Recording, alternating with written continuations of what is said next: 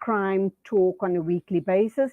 Let's go right to the heart of the matter. And our first question is regarding what is needed for safety in society.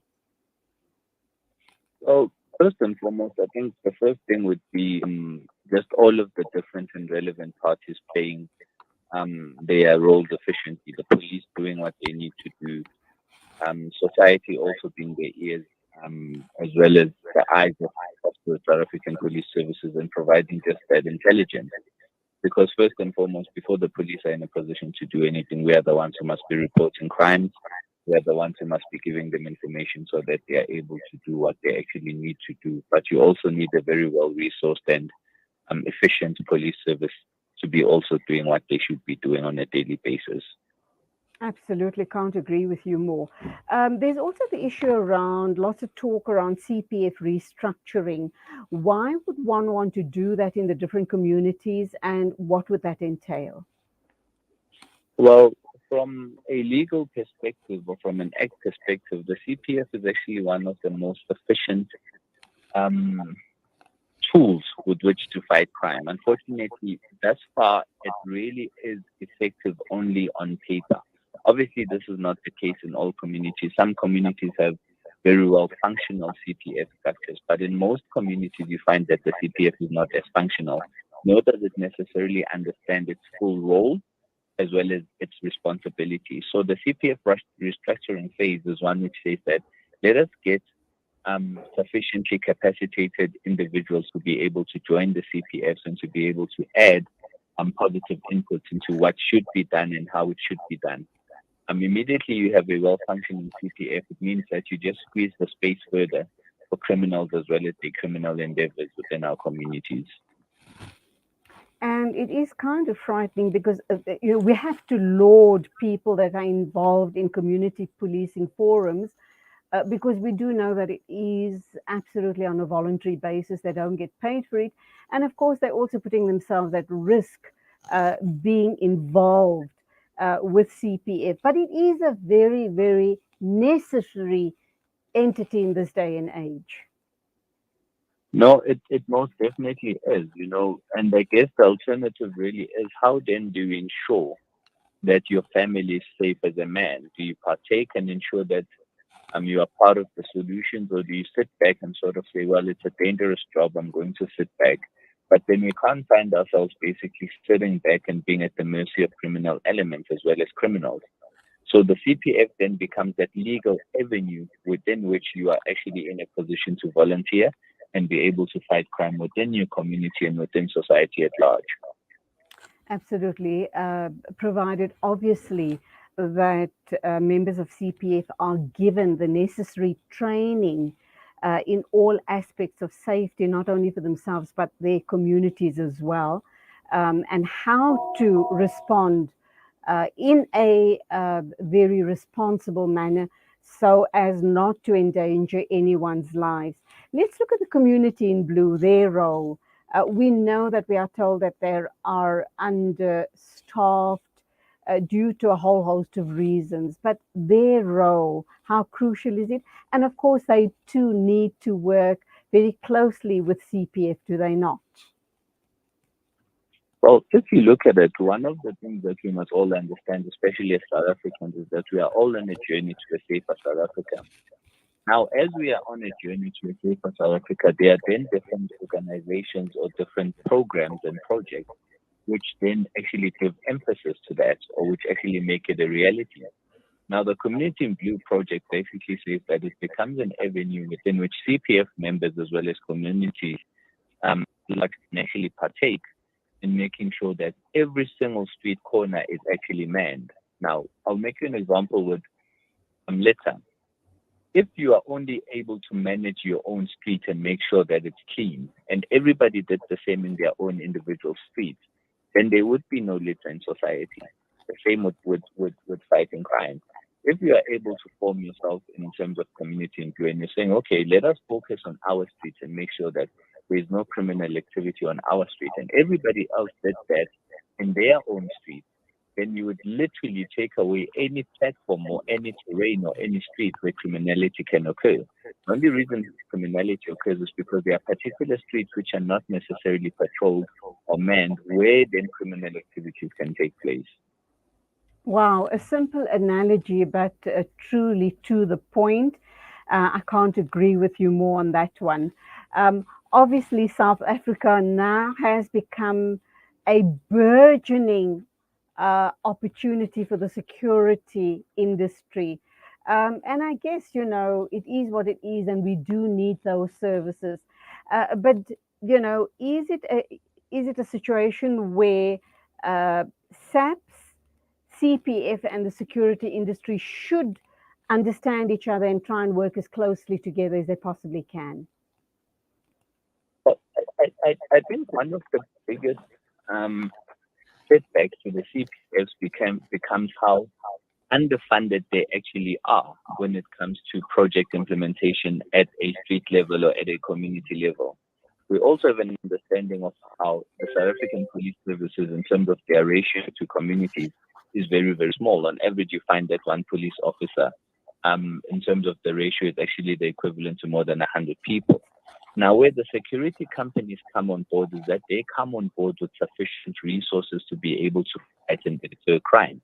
Now, the minute you have all three of these organs working together, the South African Police Services, the CPS, as well as security companies, then it actually greater improves society's ability to deter as well as to fight off criminality. So for me personally, I personally appreciate the security companies because they come with very advanced, as they also come in well resourced. Obviously, they are resourced through the services that they're able Mm, to give mm. and through those services being actually paid for. So they actually play a very critical role in terms of their support of the work of the South African Police Service, as well as just helping also CPFs in terms of deterring crime.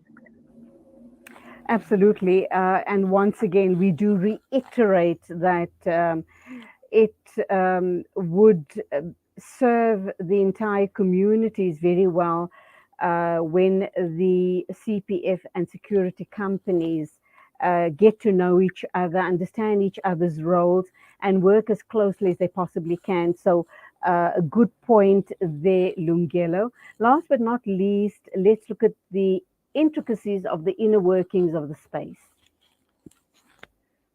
So I, I think if you look at the space currently, there still exists a great opportunity for greater cooperation where there isn't necessarily a contestation for space. Now, slowly but surely, you're finding that within the inner workings of the space, security companies are starting to work better together in terms of just saying, you know what, we all are basically going towards the same objective. Let us start to work together. There's also less competition with the South African police services who've come to realize that security companies are also an asset. Now, also, CPF have also now come to realize that, well, with the backing of security companies, it actually just greater enhances their ability to be able to also perform.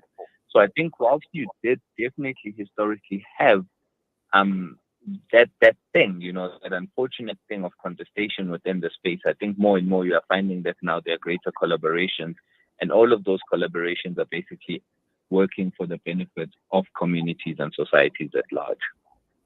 Brilliant. Lungelo, before I let you go, I do need to ask this question. I see that you are at the CPF Youth Desk Chair for the province and also an affiliate to eThekwini Secure. I'm intrigued by the CPF Youth Desk. Tell us a little more about it, and perhaps it's something that could possibly be replicated around the country.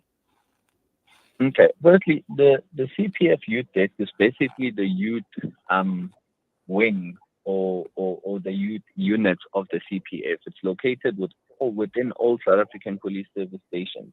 So within the more than 1,040 police stations in South Africa, every single one of those stations should and has a directive to have a youth desk within its ranks. Now, if you go back to 2018, you remember during the State of the Nation address, the president of the country, President Ramaphosa, indicated the introduction of a youth crime prevention strategy to basically enhance the participation of youth as well as empower youth to be able to fight crime. Now, that strategy was actually launched last year. Now, the youth desk is basically utilizing that very same national government strategy to be able to do projects from a strategic perspective as well as just from a general implementation perspective at a ground level. So that is what the youth desk is, and that is basically how it's actually doing work on the ground on the basis of that very strategy. Do you believe that it is successful, and what sort? Give us an example or two about the type of projects that gets rolled out by the CPF Youth Desk. Okay, I'll make you an example. It has a very strong focus within schools in South Africa. So this is when they basically do school talks in terms of engaging young people to deter them from being involved in criminal activities, in drug abuse, as well as so forth. It also plays a very strong role in terms of community and just having community engagements with young people around gender-based violence.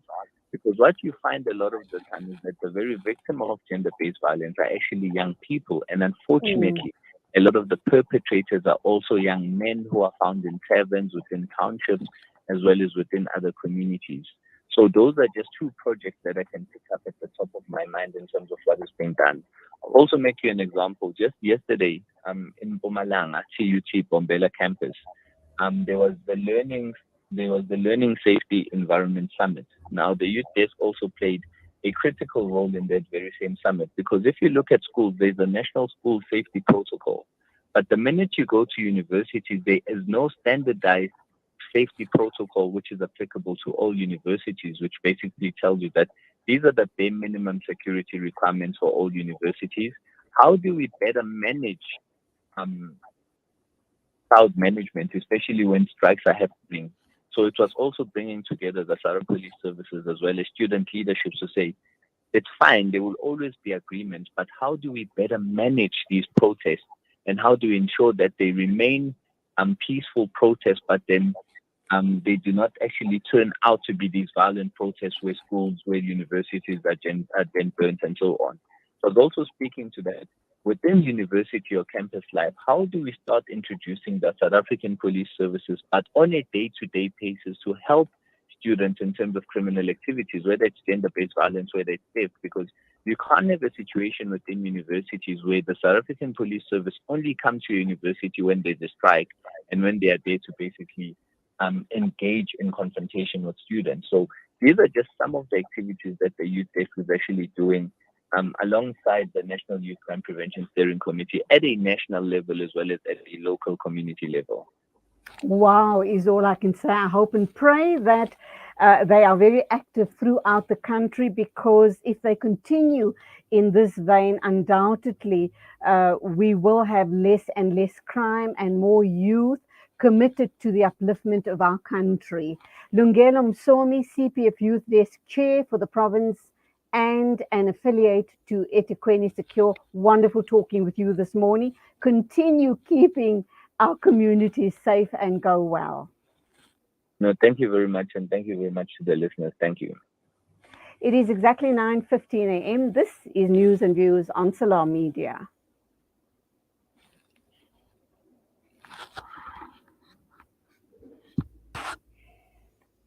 Optimum place for your memorable gift. Is it our range of exclusive